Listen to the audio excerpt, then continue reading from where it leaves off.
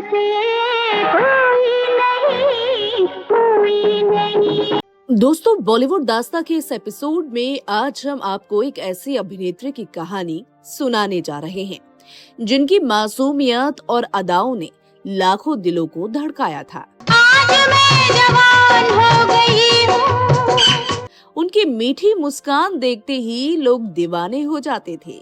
70 और 80 के दशक में ये खूबसूरत अदाकारा हर बड़े हीरो की हीरोइन बनी और अपनी नजाकत से पर्दे पर जादू बिखेर दिया। उस दौर में उनकी लोकप्रियता इतनी ज्यादा थी कि लोग सिर्फ एक झलक पाने के लिए सिनेमा घरों में टिकट कटवाते थे। ढल गया दिन, हो गई शाम, जाने दो, जाना है। इस एक्ट्रेस की अदाओं में सादगी थी और चेहरे पर मासूमियत, लेकिन जब वो पर्दे पर डायलॉग बोलती तो किरदार जैसे जीवंत हो उठता। तेरी नीली नीली आंखों के दिल पे तीर चल गए, चल गए, चल गए। 70 के दशक में उन्होंने अपनी अभिनय प्रतिभा से दर्शकों का दिल जीता। पर इस अभिनेत्री के जीवन में ऐसा क्या हुआ था जिससे इन्हें अपनी जिंदगी श्राप लगने लगी थी और वो खुद को खत्म कर लेना चाहती थी। तुमने जिंदगी दी है मुझे, अब इस जिंदगी में जहर घोल के दोगे तो वो भी पी लूंगी। जब ये अभिनेत्री अपने करियर के पीक पर थी तो परिवार वालों ने क्यों इनकी शादी जबरन एक राजनीतिक परिवार में करा दी थी। इस खूबसूरत अदाकारा ने ऐसा क्या किया था जिससे इनके पति ने शादी के महज 11 दिन बाद ही खुद को गोली मारकर खुदकुशी कर ली थी और महज 25 साल की उम्र में ही यह अभिनेत्री हो गई थी विधवा। कौन सी अच्छाई बाकी रह गई है नानी, घर छूट गया। इनके ससुराल वाले इन्हें अपशगुन मानने लगे थे, इन्हें परिवार शापित लगने लगा था। ऐसा क्या हुआ जिससे इनका परिवार इनकी परछाई से भी दूर रहता था। ये आज तुम्हें क्या हो गया नानी?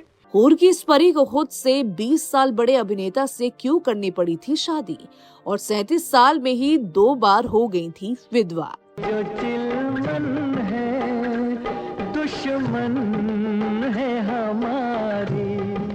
वो कौन था जिसके धमकी की वजह से इन्होंने बॉलीवुड फिल्मों में कभी भी कोई किसिंग सीन नहीं दिया और कभी बिकनी तक नहीं पहनी। हमका फसाना बन गया अच्छा जी। एक बहाना। इन्हें किस बात का सबसे ज्यादा डर था?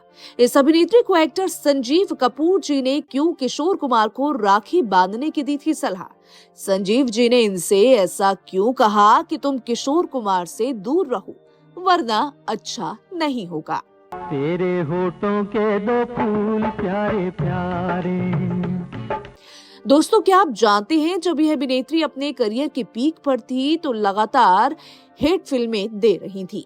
तभी इन्होंने फिल्मी दुनिया को अलविदा कहने का फैसला ले लिया, जिससे बॉलीवुड में सनसनी फैल गई थी और जब दाने दाने को मोहताज हो गई, फिर किसने इन्हें दोबारा फिल्मी दुनिया में वापसी करने की सलाह दी थी।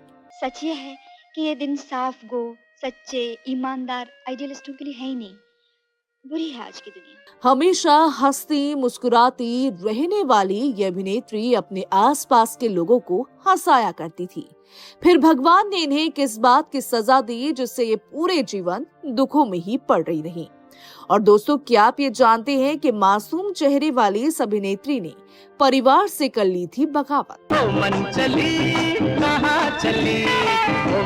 बॉलीवुड की वो कौन सी अभिनेत्रियां हैं जो इनकी कामयाबी से जलती थीं? सुनील दत्त जी की पत्नी और बॉलीवुड की हिट अभिनेत्री नरगिस दत्त जी इन्हें एक बार देखते ही हीरोइन बना बैठे थे। हर दुख दर्द समाज के ताने बाने को अपने अंदर दफन किए ये अभिनेत्री एक शांति में जीवन जी रही थी। आपसे मिलकर मुझे भी ऐसे ही लगता है जैसे कोई बिछड़ कर मिला हो। इनका नाम है लीना चंद्रवरकर। ये वही अभिनेत्री हैं जिन्हें 70 के दशक के बॉलीवुड की डॉल कहा जाता था। हिरनी जैसी आंखें, गोल चेहरा, प्यारी मुस्कान।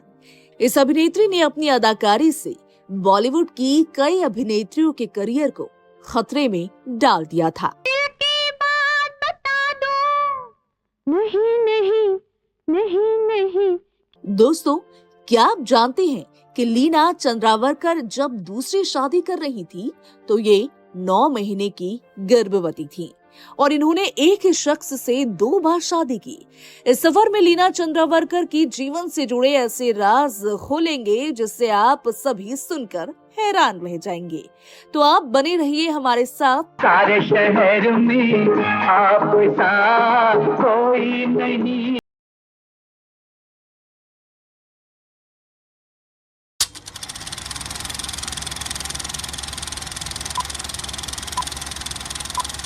नमस्कार, आदाब। बॉलीवुड दास्तां की नई एपिसोड में आप सभी का तहे दिल से स्वागत है। मैंने तुमसे प्यार किया, मैं कैसी दीवानी।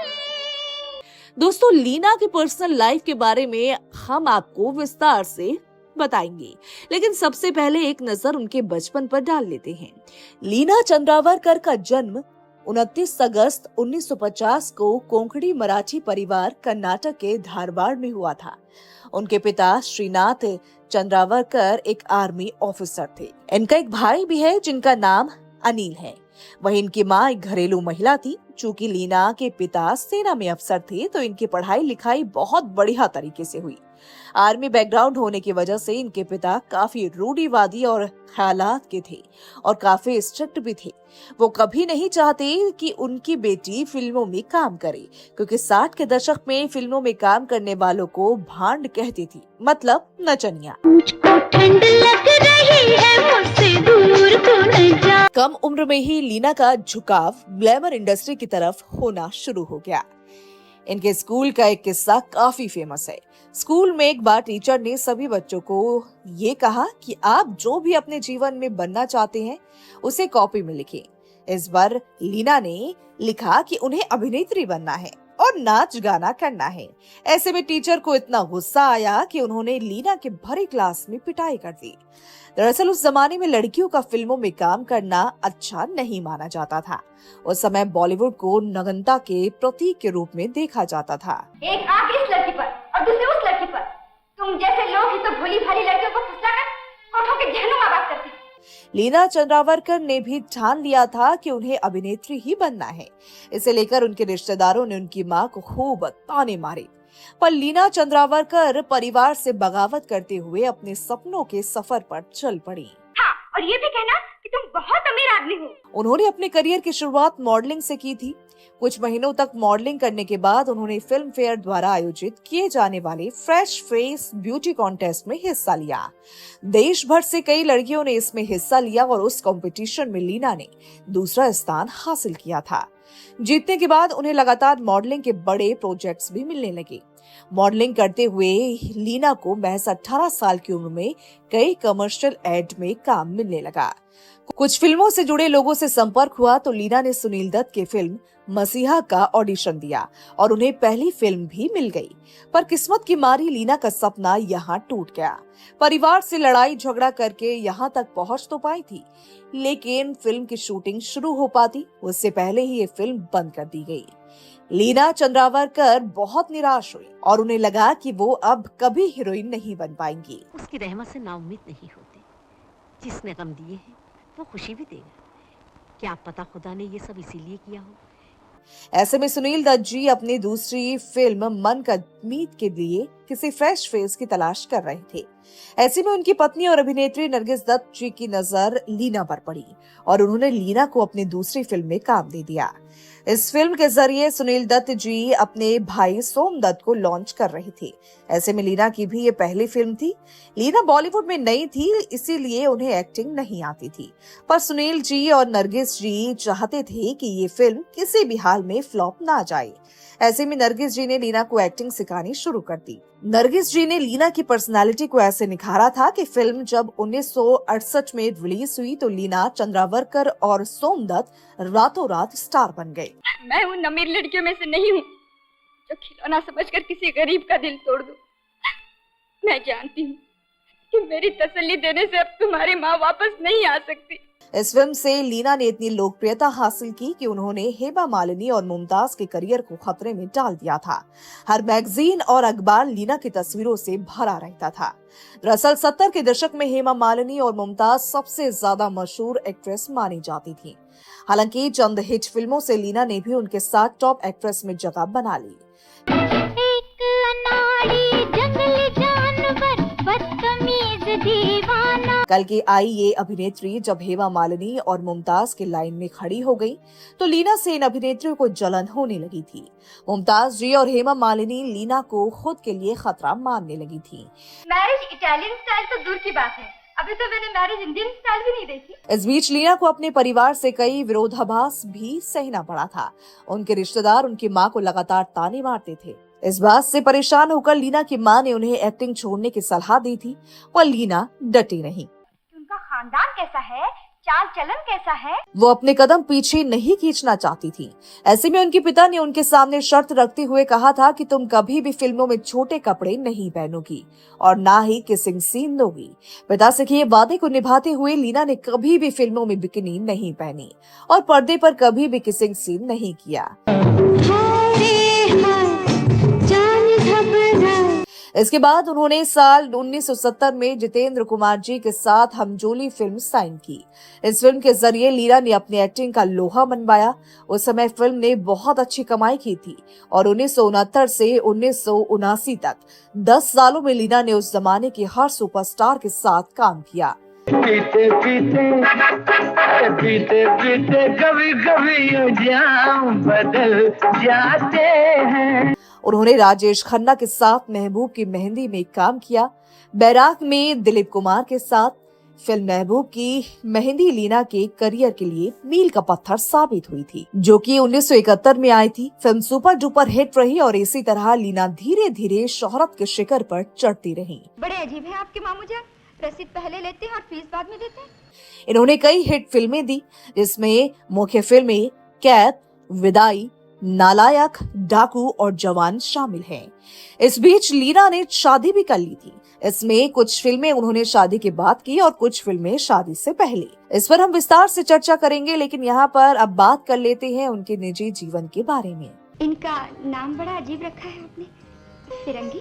महज 24 साल की उम्र में लीना पर घर वालों ने शादी का दबाव बनाना शुरू कर दिया था। अगर तुम शादी करके मेरे अरमान पूरे कर दो तो तुम अपने आप ठीक हो। घर वालों की बात मानकर लीना ने 1984 में गोवा के पहले मुख्यमंत्री रहे दयानंद बांदोडकर के बेटे सिद्धार्थ से शादी की।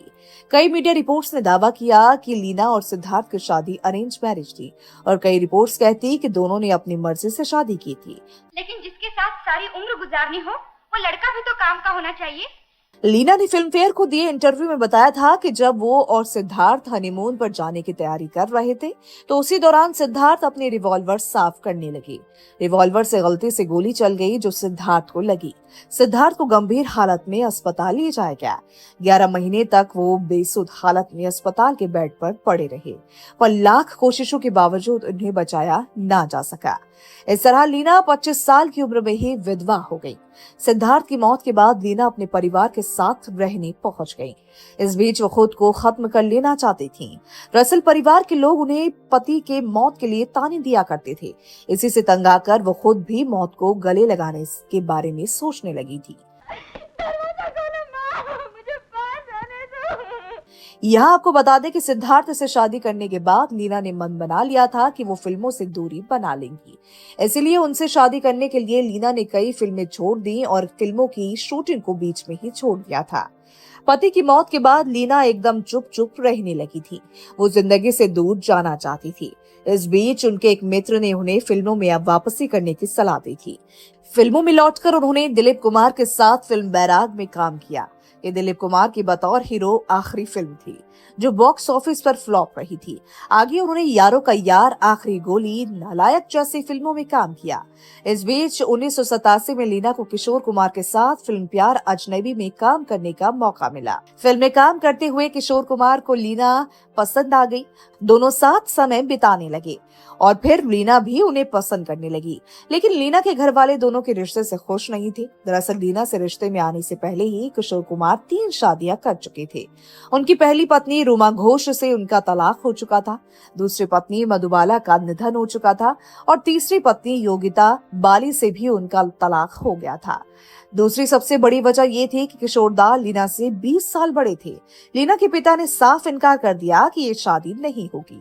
जब ये बात किशोरदा को पता चली कि लीना के पिता शादी के खिलाफ है, तो वो रोज उनके धारवाड़ स्थित घर के बाहर बैठकर धरना देने लगे। धरना देते हुए किशोरदा जोर जोर से गाते, नफरत करने वालों के दिल में प्यार भर दूं। लीना के पिता एक ऑफिसर थे और बेहद सख्त मिजाज के भी थे, लेकिन इसके बावजूद किशोरदा उन्हें अपने हरफन मौला किरदार से मनाने में कामयाब रहे। किशोर कुमार ने साल 1980 में शादी कर ली। दरअसल परिवार की रजामंदी मिलने से 1 साल पहले ही किशोरदा और लीना कोर्ट मैरिज कर चुके थे। जिस समय दोनों ने परिवार वालों की मौजूदगी में दोबारा शादी की, तब लीना 9 महीने की गर्भवती थी। शादी के चंद महीने बाद ही लीना ने बेटे सुमित गांगुली को जन्म दिया था। किशोर कुमार से शादी होने और मां बनने के तुरंत बाद ही लीना ने फिल्मों में काम करना पूरी तरीके से बंद कर दिया। उनकी आखिरी फिल्म साल 1989 की फिल्म ममता की छाव में थी, जिसमें वो राजेश खन्ना के साथ नजर आई थी। ये फिल्म उनके इंडस्ट्री छोड़ने के सालों बाद रिलीज हुई थी। दोनों की पहली मुलाकात को लेकर एक किस्सा बहुत चर्चित है। द आइडिया लिटिल मास्टर के सेट पर लीना ने खुद ये बात बताई थी। उन्होंने कहा, मैं किशोर कुमार से सबसे पहली बार हमारी फिल्म के सेट पर ही मिली थी और मुझे संजीव कपूर ने आगाह किया था कि मुझे उनको राखी बांध देनी चाहिए, नहीं तो वो शादी कर लेंगे। उस समय तो मुझे पता ही नहीं था कि उन्होंने जो कहा वो एक दिन सच हो जाएगा। आप जिसके साथ भी काम करते हो, किसी ने मुझे भड़काया था, संजीव कुमार, उन्होंने बाद में बता। लीना और किशोर कुमार मुंबई स्थित वार्डन रोड में रहा करते थे। दोनों ही प्राइवेसी पसंद थी और बाहरी दुनिया से कम वास्ता रखते थे। दोनों की शादी के 7 साल बीते ही थे कि किशोर कुमार का 13 अक्टूबर 1987 को निधन हो गया। मौत से चंद मिनटों पहले किशोरदा पत्नी को मरने की एक्टिंग कर डरा रहे थे। दरअसल 13 अक्टूबर की सुबह जब लीना उन्हें उठाने पहुंची तो किशोरदा बेसुध बिस्तर पर पड़े थे। जब वो नजदीक गई तो किशोरदा ने अचानक आंखें खोली और कहा, क्या तुम डर गई? आज मेरी छुट्टी है। मौत के दिन किशोरदा ने लीना से कहा था कि वो आज film River of No Return देखेंगे। उस दिन उनकी कई मीटिंग्स भी थी, लेकिन कुछ मिनट बाद ही वो दूसरे कमरे में गए और गिर पड़े। जैसे ही लीना कमरे में पहुंची तो किशोरदा ने उनसे कहा, मुझे बहुत कमजोरी लग रही है। लीना ने घबराहट में तुरंत टेलीफोन की तरफ कदम बढ़ाए, लेकिन किशोरदा ने उन्हें रोक दिया। गुस्से में कहा, अगर तुम डॉक्टर बुलाओगी तो मुझे हार्ट अटैक आ जाएगा। लीना को लगा कि वो दोबारा मजाक कर रहे हैं, लेकिन चंद सेकंड बाद ही उनकी धड़कनें रुक गई। 37 साल की उम्र में लीना दोबारा विधवा हो गई। किशोर कुमार की मौत के कुछ दिनों बाद लीना उनकी तीसरी पत्नी रूमा गुहा के बेटे अमित कुमार और उनकी पत्नी के साथ रहने लगी। आज भी वो उन्हीं के साथ रहती हैं। सुमित और अमित दोनों सगे भाइयों की तरह रहते हैं। दोनों एक दूसरे को खूब प्यार करते हैं। सुमित और अमित अपने पिता की तरह मधुर आवाज के धनी हैं। दोनों अक्सर एक साथ मंच साझा करते हुए भी नजर आते हैं। वही लीना अक्सर टीवी रियलिटी शो में नजर आती रहती हैं और अपने जीवन के किस्से सुनाकर लोगों को हंसाती हैं।